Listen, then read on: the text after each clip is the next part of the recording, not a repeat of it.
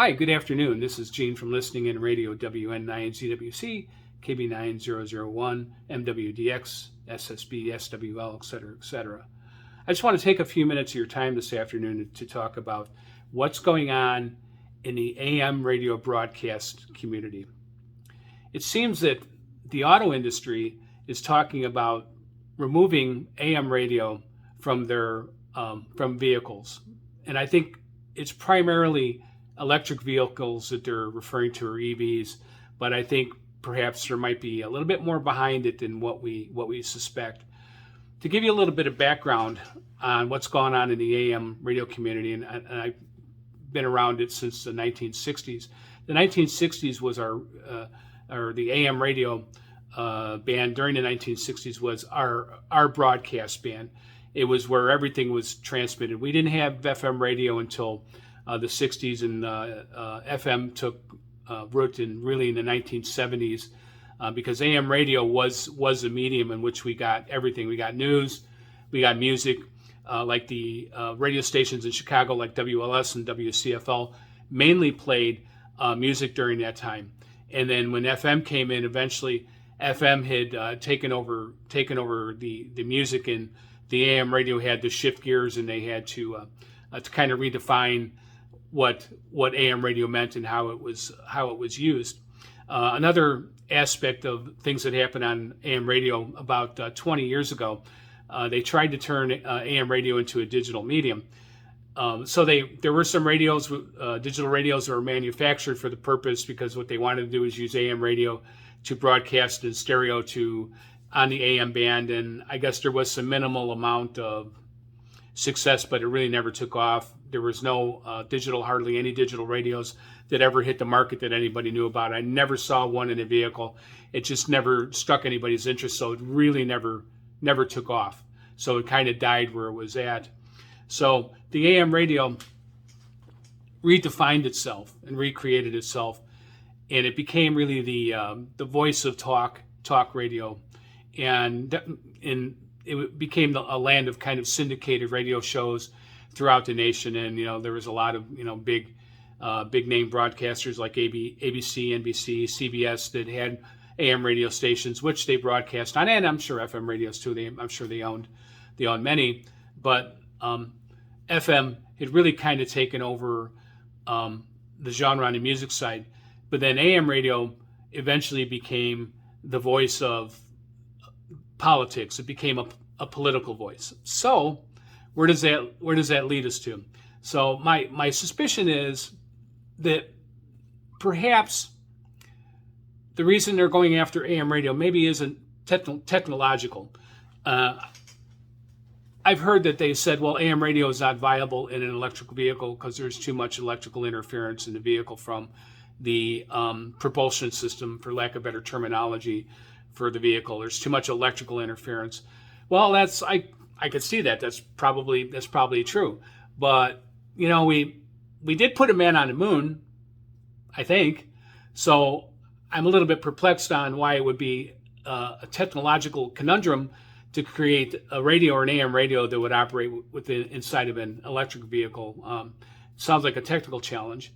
I myself had reached out to C. Crane Company, and they're a company that manufactures high-end AM radios, and they have a niche market in selling radios to people who are into medium wave DX or DXing AM radios, or they want to listen to all radio stations at a distance. And I thought, of all people who might have an answer to this, it might be us. It might be C. Crane, so they might be able to work that. But I want to touch on an important part of what is really going on. So I'm just going to kind of get down to brass tacks here. So besides the technological issue that they're claiming that would be created by trying to put a simple AM radio into an EV, I think that there's more behind the story.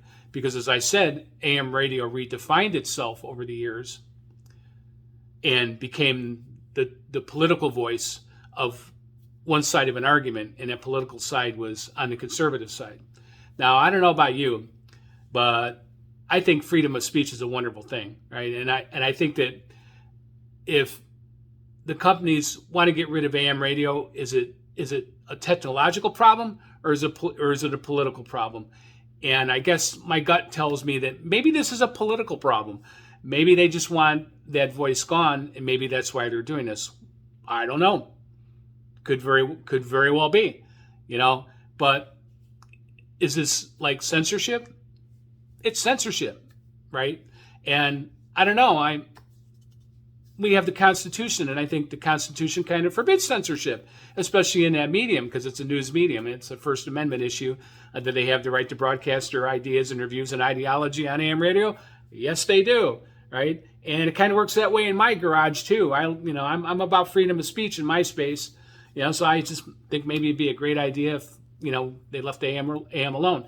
Now, the good news is, over the last few days, I understand that maybe Congress is going to intervene, and they rightfully so, because their voice is heard on that AM side by a lot of people, by millions of people throughout the country, and they have a right to have their voice heard. But I think maybe it's more political than anything. So, besides reaching out to C. Crane, and I'll leave that where it's at, besides reaching out to C. Crane, I also worked on some ideas about trying to get AM reception into your EV or your vehicle if they happen to take AM radio away. And so I'll explain that in the next segment, how we're going to do that. But the other side of the coin here is that, if we think about it, if we eliminate AM radio, here's another thing. How many jobs are we going to lose? How many broadcasters, how many programmers, radio technicians, engineers, how many more jobs are we going to lose because we decided to get rid of AM radio? And of course, I advocate for AM radio, and I've done that here many times. But I'm going to advocate for AM radio because AM radio stations are part of their respective communities. They serve their communities, not only for advertising purposes, but I don't know what's going on in New York, but I don't know. We've had a pretty busy tornado season here in central Iowa and all over, and in Nebraska, Oklahoma. I'm not sure that they could get word from New York City over to Oklahoma to warn people there's a tornado coming in a timely manner, because the only two things that are going to be there, it's going to be ham radio operators and it's going to be AM broadcasters that are going to tell people to take cover. So this is a very important medium. And I'll give you an example. My brother lives in Florida, and he got caught in Hurricane Ian, and all he had was his cell phone. And he was texting me, telling me everything that was going on by text. So I was getting a real-time view through his communications of Ian. However, towards the end of the night, his batteries started to die on his phone. And the last couple texts I got is, I got to go. The batteries are dying and we have no electricity. And he had no radio in the house. He did not have a portable radio. He did not have an AM radio. Had he had that, it would have been better off. I think amongst other things, he also said before he signed off with me is, it's really bad here. So I had many hours to wait to find out just exactly what had happened down there. And that's not really fair either. And so it's a safety reason. There's safety issues involved with AM radio. So I think that where AM radio is concerned, politics need to be put aside. Put politics aside. Understand the viability of AM radio for protecting people. Of course, I don't know, is that a priority for them? I don't know. I hope so. I hope it's a priority. It is for me.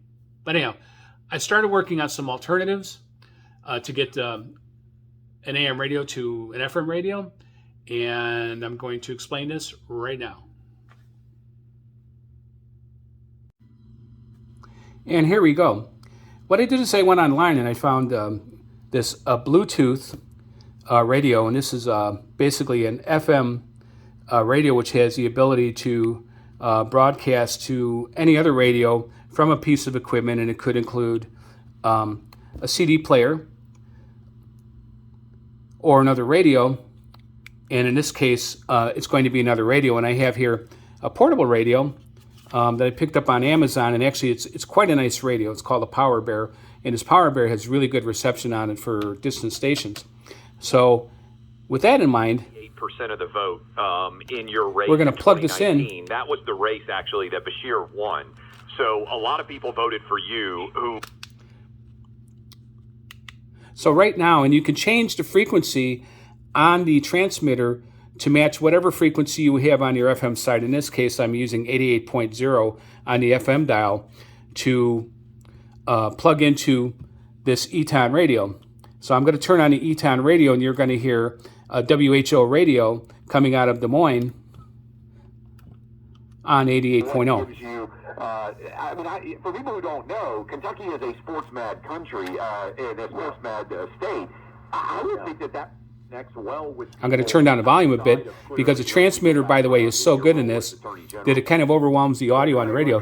But I'm going to adjust the audio on the radio. For folks that know me, they'll know that play is a very generous term for my time at U of L. I spent a lot of time on the bench rooting for other folks that were a lot more talented than I was, but it was a good experience. And look, obviously, I think U of L has. I'm going to move away from. They brought Jeff Braun back. I'm going to move away from the Eton, and I'm going to give you an idea of how well this really works. I'm going to walk across the room with it. And by the way, I'm referring to this as the listening in concept number 1. It's just a component-driven way to get AM radio to your FM radio, and it sounds better. You could obviously use the AM portable, but if you could put it through, say, an EV radio, it probably might sound pretty good coming from the car stereo. But I'm going to turn it up and walk away. Strong leadership that is going to reflect the values of our state, but also push back against the craziness that is coming out of Washington and the Biden administration. We need a Republican, we need a conservative governor.